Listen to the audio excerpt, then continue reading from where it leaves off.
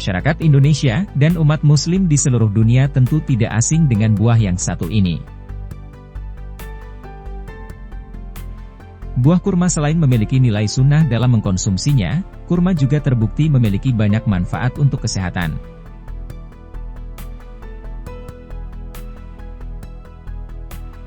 Saat ini negara penghasil kurma terbesar di dunia ditempati oleh Mesir, dengan jumlah kapital 1,5 juta ton setiap tahun yang disusul oleh negara Arab Saudi dan Iran.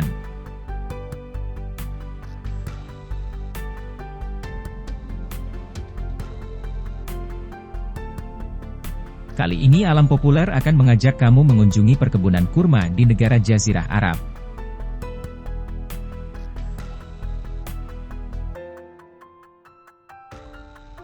Sebenarnya buah kurma dapat dibudidayakan melalui bijinya, namun untuk produksi skala besar seperti ini, pengadaan bibit pohon akan dilakukan dengan metode kultur jaringan. Untuk menjamin mendapatkan bibit unggul dengan kualitas buah yang baik dan tahan penyakit sekaligus dapat menyediakan bibit secara cepat dalam skala besar.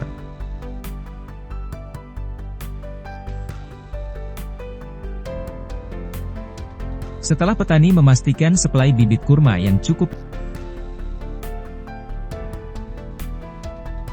petani akan membuat perencanaan tata letak dan seberapa luas area perkebunan pohon kurma ini. Desain yang lazim dan hampir sebagian besar petani kurma melakukannya, adalah dengan membuat sebuah embung di tengah-tengah perkebunan kurma, untuk memastikan suplai air yang cukup selama masa perkembangan kurma ini.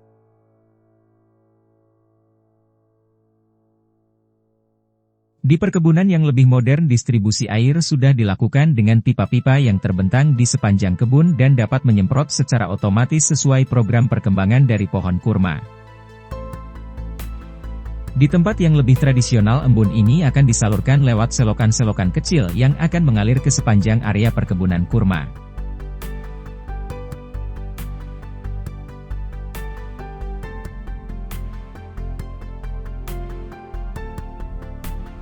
Tidak seperti pohon buah lainnya yang memproduksi putik dan benang sari dalam satu pohon, sehingga mempermudah pembuahan.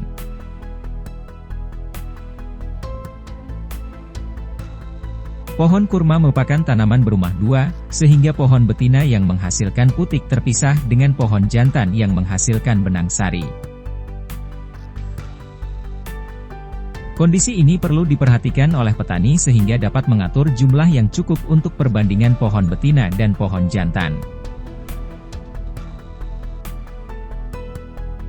Pohon-pohon kurma ini perlu perawatan ekstra hingga pohon kurma berumur 10 bulan, sampai 4 tahun setelah ditanam.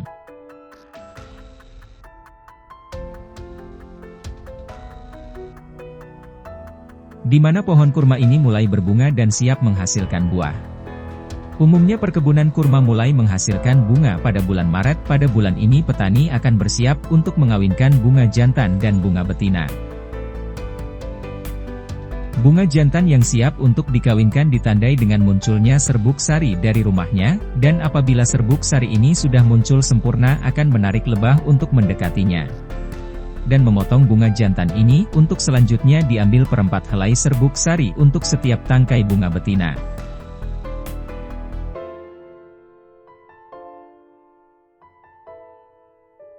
Sehingga dalam satu rumah benang sari dari pohon jantan dapat digunakan untuk mengawini banyak pohon betina.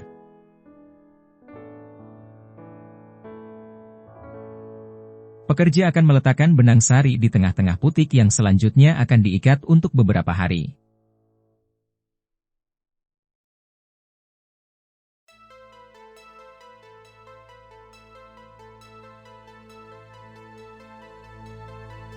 Setelah buah terbentuk dan mulai mencapai tahap berat tertentu, beberapa buah akan disingkirkan untuk menghasilkan buah terbaik.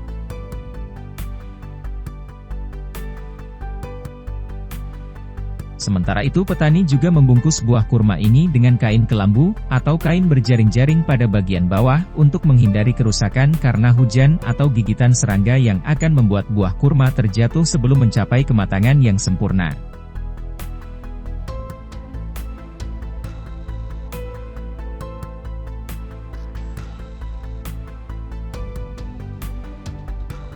Pada tahapan ini penting bagi pohon kurma untuk mendapatkan sinar matahari yang cukup dan suplai air yang memadai untuk menghasilkan buah kurma yang sehat dan besar.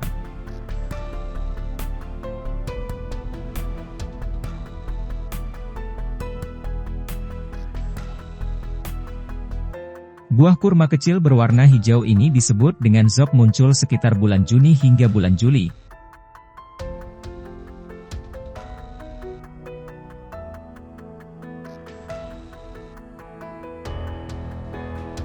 Pada bulan Agustus buah kurma ini kemudian akan berubah warna semakin kuning.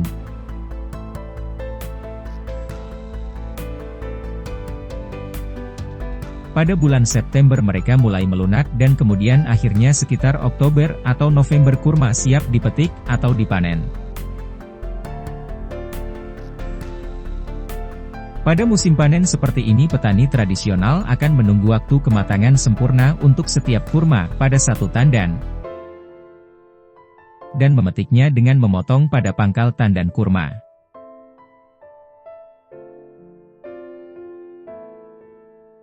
Sedangkan pada pertanian yang lebih modern, proses pemanenannya akan dibantu alat semacam ini untuk mempermudah proses pemetikan dan pemilihan setiap kurma yang matang.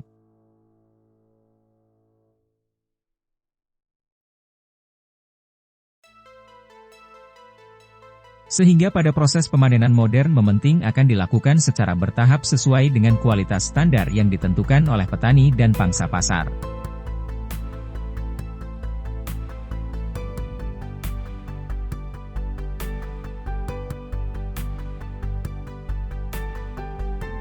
Selanjutnya kurma-kurma ini akan dimasukkan ke konveyor berjalan di mana pekerja wanita akan mensortir berdasarkan kelembutan dan kekeringan buah kurma.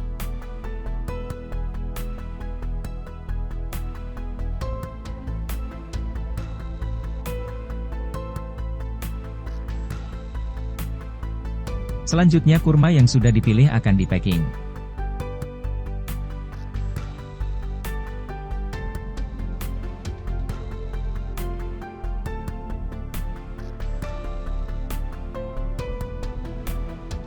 Setelah memenuhi standar kualitas produksi kurma-kurma ini akan dikemas dan distribusikan ke seluruh dunia.